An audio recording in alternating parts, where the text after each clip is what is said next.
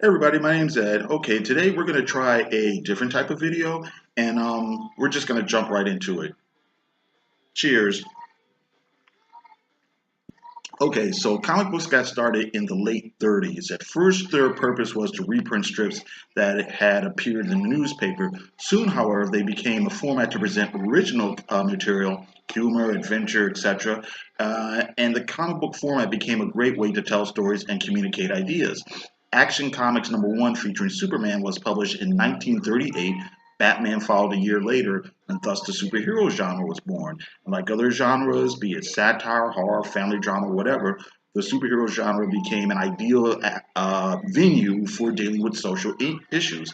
Early Superman stories had him dealing with slumlords and wife beaters. The famous first issue of Captain America depicted Captain America punching Hitler, and that came out before America was officially in World War II. And that's a bold political statement that actually earned Timely Comics, who eventually became Marvel Comics, a few threats. After America entered the war, most superheroes followed suit, and those who weren't fighting the Axis overseas were fighting spies and saboteurs. The covers of these comics would often urge readers to go buy war bonds. Um, there's also Superman telling people to go slap a Jap, but we'll save that for another video. After the war, aside from Superman, Batman, and Wonder Woman, most superheroes faded away during the 50s. Other genres were a lot more popular: horror comics, crime comics, romance comics, teen humor, science fiction. Harvey Kurtzman, who's probably most famous for creating Mad Magazine, was the editor and head writer for a couple of EC titles called Two Fisted Tales and Frontline Combat. And Kurtzman has said that his intent was to do a war comic that was more truthful than what was in most war comics that were aimed at kids at the time. And so the themes that his comics would tackle were death comes unexpectedly, wars fought by men, not machines. And when Kurtzman did stories that were set during the Civil War Western times, he did a lot of research to make sure they were historically accurate. The Silver Age ushered in the return of superheroes and the rise of Marvel Comics.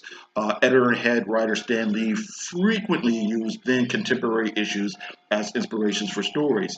Cold War is often in the background of his comics and many times in the forefront. It's basically the main theme of those early Iron Man stories. Racial relations and a youth culture would appear.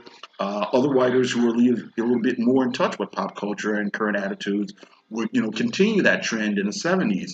We got lots of heroes and maybe even more villains that were very clearly meant to be symbols of certain ideologies or ideals or concepts. You had everything from the Crimson Dynamo, the Radioactive Man, Titanium Man, were all Soviet agents and Russian communists. The Black Widow, who's a superhero now, made her debut as a femme fatale Soviet spy.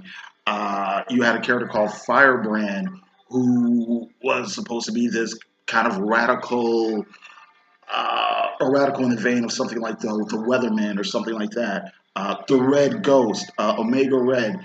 You had characters like the Watchdogs in the 80s who were kind of far right extremists. Suprema, who was like a feminist extremist. Hate monger, self explanatory. Flag Smasher, who was an anarchist. You had Captain America story where he meets the 50s cat, who was, again, another kind of right wing extremist. You had the Serpent Society, which is kind of a different thing. Um, the Serpent Society was kind of different. They were more like almost like a union for supervillains or whatever. But again, attacking, taking on social issues and different things like that. Serpent Squad, I wanted to point out. Serpent Squad was part of Steve Englehart's run of Captain America, and this was that during that time period where he did the whole Watergate thing. But during that run, apart from that, the Serpent Squad was kind of this almost stand-in for the Symbionese Liberation Army, who were the people who kidnapped Patty Hearst in real life. And there's a scene in a comic that was very much reminiscent of the actual shootout that the police had with this radical group. Some of the specific stories you had Avengers 30. I'm sorry. Wait a minute. Let me back up. You had Avengers issue. I'm not certain what the number was. It's probably like either 17 or 18, where the Avengers, Cap's Kooky Quartet, go overseas to fight, some communist dictator. And in the comic, they actually have that conversation that people were having in real life at the time. Hawkeye or somebody says something to Cap like, why should we go way over there? And Cap is like, because he's evil. If we don't fight him over there, we have to fight him here. You have Avengers number 83, which was the first appearance of the Lady Liberators. And I'm not sure. Well, let me put it this way. I read that story as a kid. I read a reprint of the story as a kid. I didn't really get it. I just thought, okay, you got the boy heroes, here come the girl heroes, whatever. But rereading it later, it's a subtle jab at women's lib. It's more of a satire. If you read between the lines, it's more of that than it is, hey, go girl.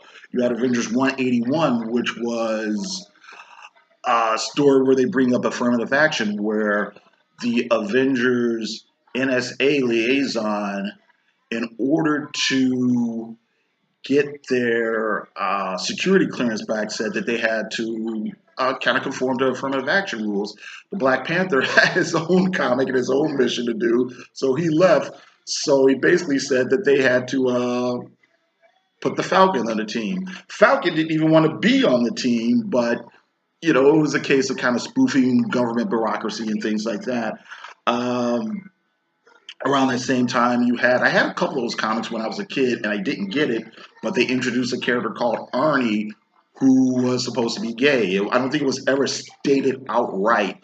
And like I said, you had to read between lines. And when I had the comic, I didn't get it, but upon reflection, you had older Spider-Man comics going back to the Stan Lee days, where Peter Parker has entered college, and he actually has a minor confrontation with some campus radicals. There was another story where it was a jailbreak. He breaks up the jailbreak, but then Spider-Man goes on TV and asks for, sympathy for, these guys who are just trying to do their time and pay their debt to society and so on and so forth. You have the rise of characters like the Punisher. The Punisher isn't overtly a political character, but you got to remember when he became popular, he was created maybe in the mid 70s, but he doesn't become popular until the mid 80s. And at that time, the whole mood of the country was, tough on crime and things like that. The Punisher is very much the opposite of that kind of liberal, bleeding heart type superhero, save the villain and all that type of thing. One comic book I did read back in the 80s was Batman and the Outsiders, when it was written by Mike W. Barr. And it was a pretty campy comic book. Basically, the premise is Batman quits the Justice League and he forms his own superhero team. But again, communists would appear every once in a while. One of the characters was from some make-believe European country, I guess. Maybe Eastern European country, I guess it was supposed to be. And the Soviet Union would attack his country, and so the Outsiders would go help. Soviet supervillains would show up. They had kind of right-wing villains show up, more conservative villains. Although they weren't really evil or anything, they were just being lied to by some other character.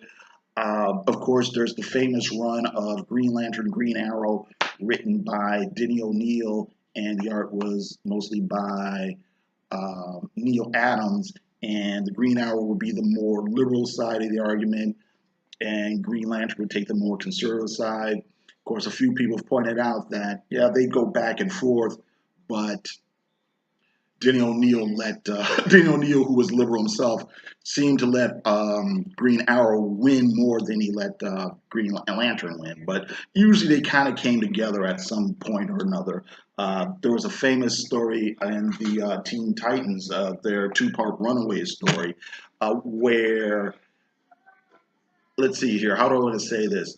Basically, we see the scenes of different kids from different backgrounds running away, getting involved in drugs and prostitution and things like that, which I think led to the Reagan administration actually asking DC Comics to do a I guess, public service announcement type comic for them for the whole war against drugs.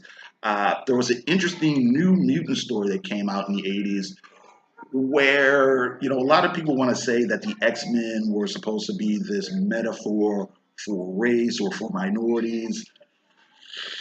That stuff really didn't happen until the 80s. That's really not there so much in those 60s stories, but they started putting that kind of thing into it during the 80s. Anyway, this particular story I'm talking about doesn't really work as a metaphor for race, but it does work perfectly for a metaphor for homosexuality, where the story was, excuse me, there was this kid who went to high school and he would get picked on, and the kids would call him a mutant. Are you a mutant? And stuff like that. And he would go home and he'd be sad and upset. The big joke was, even though those kids were saying that teasingly, he actually was a mutant and he ends up committing suicide. And Kitty Pryde gives this big speech and whatever. Um, there's an interesting issue of Daredevil, issue 191, where Daredevil is defending this guy who may be this corrupt judge or something like that. And he's not physically abusive to his son, but maybe he's a little emotionally abusive. In any case, the son has these emotional problems that nobody caught on to, and he ends up shooting up a school. And the thing about it was, his favorite hero was Daredevil or whatever. And Matt had to go and he had to think, what am I really, what message am I giving people? Am I telling people to, never give up? The cavalry's on its way, or am I telling people if you've got, big enough fist, you can get what you want? There's an interesting, more recent comic, or well, it's not that recent now that I think of it. I can't remember the issue numbers, but but I do know they were written by Chuck Dixon. There were those stories where um, Stephanie Brown is pregnant and she's going around trying to figure out what to do. And she's getting a lot of advice from different people at Planned Parenthood or whatever. But she stands her ground and says, whatever happens, I will not abort this baby. There's another issue where Tim Drake's other girlfriend comes on to him sexually, and he actually makes a moral choice and says, you know what, maybe we're a little bit too young. It's something I do want to do, but let's wait a while. Uh, of course, there were one thing that I think is missed when people bring up Dark Knight Returns. Sure, it was a different take on Batman, different storytelling devices, different art, and really radical for its time. But I think sometimes people miss that the comic is full of social political satire. There's the whole spoof of Reagan. There's the whole spoof of hippie culture. There are the various talking heads and things like that. So it's something that's there that I think gets kind of overlooked sometimes. Another comic I think gets overlooked was Bill Sienkiewicz and Frank Miller did Elektra Assassin. It was out of continuity, and obviously, of course, it's Elektra and this Shield agent taking on this mission. The subplot had something to do with this election that was going on that kind of folded into the main plot, but you got the, I guess, Republican candidate who is this withered old man, half crazy. I'm the president, God damn it, damn straight.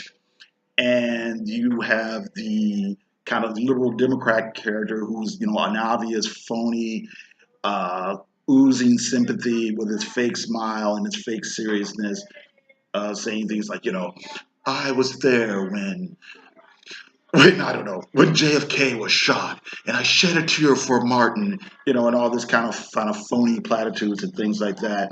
Of course, you also have more recently, the 9/11 issue of Spider-Man. You have the when the reboot of Captain America right at that same time, where he goes to Ground Zero and he helps out there, and then later, of course, goes to fight some more terrorists. And just to throw it out there, Ronald Reagan back in the 80s would frequently guest star in like every other superhero comic. Sometimes he's part of the plot. Sometimes he's just making a cameo. Somebody's flying by and fly by Air Force One or something like that. So mostly I've been talking about superhero comics from the big two, but of course there's been politics in the underground comics of the 60s and 70s, alternative comics from the 80s, 90s, current indie comics. I brought up Mad Magazine before. And the whole reason I was doing this video is because it's really, I always think it's odd when in recent times you see more and more people saying stuff like, "Oh, Marvel Comics sucks because of they started putting politics in their comics, or comics are, excuse me, too political these days." And I just think it's odd because comic books have always been political. Uh, Superheroes have always been political, or at least always dealt with social issues and things like that. I'm going to kind of paraphrase a something that Quentin Tarantino said back in the 90s when he was first getting famous. Of course, they asked him, what does he think when people say his movies are too violent? And he said something like, saying you don't like violence in movies is like saying you don't like tap dancing in movies. It's just one thing out of many that you can do in movies. And I feel the same way about about politics. You can do it well or you can do it poorly, but comics can be about anything, including politics or whatever. And it's just whether or not it's being well executed or not. So anyway, that's my video. Any comments would be appreciated. Thank you, and you guys have a great day.